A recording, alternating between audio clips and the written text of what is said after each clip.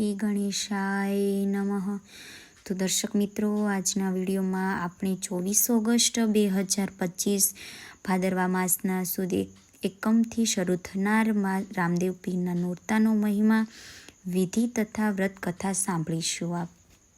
બોલે રામા પીરની જય, હિન્દવા પીરની જય, રામા પીરની જય। તો રામદેવ પીરના નોરતાનો મહિમા આપણે જાણીશું। રામા પીર એક લોક દેવતા છે, જેને ગુજરાત અને રાજસ્થાનમાં ખૂબ શ્રદ્ધા અને ભક્તિથી પૂજવામાં આવે છે।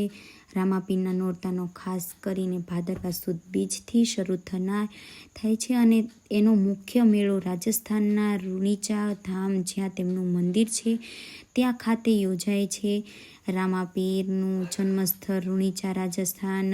જન્મ ભાદરવા સુદ બીજ। તેઓ હિન્દુ અને મુસ્લિમ બંને સમુદાયના દેવલોક તરીકે પૂજાય છે।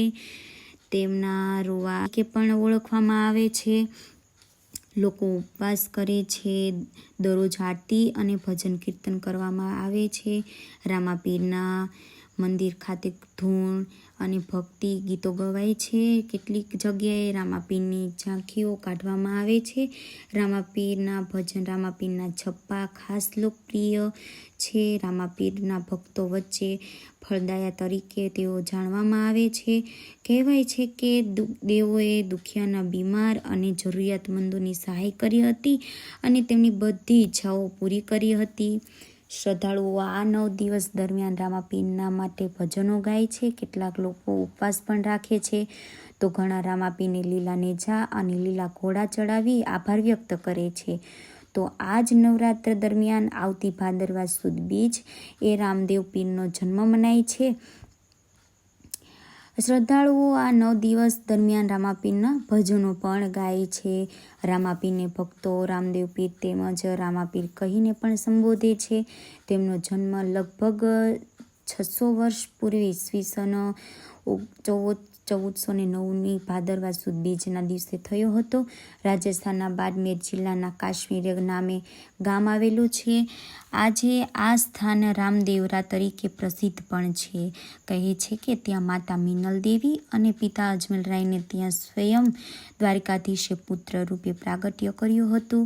અજમલરાય મહાદેવના પરમ ભક્ત અને પોકરણાના રાજવી પણ હતા। તેમને કોઈ સંતાન ન હોય, તેઓ કાશી વિશ્વનાથના દર્શને ગયા, જ્યાં તેમની ભક્તિથી પ્રસન્ન થઈ શિવજી તેમના સ્વપ્નમાં આવ્યા અને તેમની મનોકામના પૂર્તિ માટે દ્વારિકા જવા નિર્દેશ કર્યો। અજમલરાય પત્ની મિનલ દેવી સાથે દ્વારિકાધીશને ધામે પહોંચ્યા। દંતકથા એવી છે કે ભગવાનને રીઝવવા અજમલરાયે સમુદ્રમાં છલાંગ લગાવી દીધી। સમુદ્રની અંદર રહેલી પ્રાચીન બેટ દ્વારિકામાં તેમને સાક્ષાત શ્રી હરિના દર્શન થયા। અજમલજીએ તો દ્વારિકાધીશને જ પુત્ર તરીકે પામવાની ઈચ્છા વ્યક્ત કરી દીધી અને ત્યારે દ્વારિકાધીશે અજમલજીના બીજા પુત્રના રૂપમાં જન્મ લેવાનું વચન આપ્યું અને પછી વિરમદેવ બાદ રામદેવ તરીકે રાણી મિનલ દેવીને કુખે સ્વયં શ્રી હરિનું અવતરણ થયું। એક માન્યતા મુજબ રામદેવ પીરનું પ્રાગટ્ય થયું ત્યારે ખંડના કંકુના પગલા પડ્યા હતા। એવું પણ કહે છે કે સ્વયં ભોળાનાથ પણ રામદેવ પીરના દર્શને આવ્યા હતા અને તેમણે જ રામદેવજીને ભમર, ભાલો, ગુગળ, ધૂપ, ભસ્મ, ધોળી ધજા અને આદિપંથથી અલખની જોડી ભેટ આપી। જેમ જેમ રામા પીર મોટા થતા ગયા, તેમ તેમ તેમના અનેક પરચા લોકોને મળવા લાગ્યા। એક કથા અનુસાર 12 સંપ્રદાયના ધર્મગુરુએ રામા પીરનો મહિમા જાણી તેમની કસોટી લીધી અને એક જ સમયે પોતાના ત્યાં પાટમાં પધરામવા આમંત્રણ આપ્યું। રામા પીરે 12 સ્થાન અને એક જ દિવસે અને એક જ સમયે હાજર રહી તેમનો પરચો પૂર્યો। 12 ધર્મગુરુઓએ સભા બોલાવી રામા પીરનો જય જયકાર કર્યો અને 12 બીજના ધણીનું નામ આપ્યું। ઉલ્લેખનીય છે કે દર માસની સુદ પક્ષની બીજ રામદેવ પીરની સમર્પિત છે અને આ દિવસે તેમના દર્શનો, તેમના ભજનોનું વિશેષ મહત્વ પણ છે। આજે આ વિડીયોમાં આપણે રામા પીરની વ્રત કથા સાંભળી, એમના પરચા પણ સાંભળ્યા।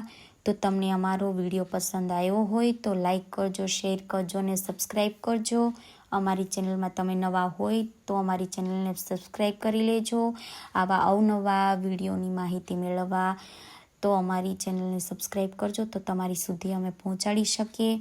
બોલો રામા પીરની જય, હિન્દવા પીરની જય. નમસ્કાર દોસ્તો.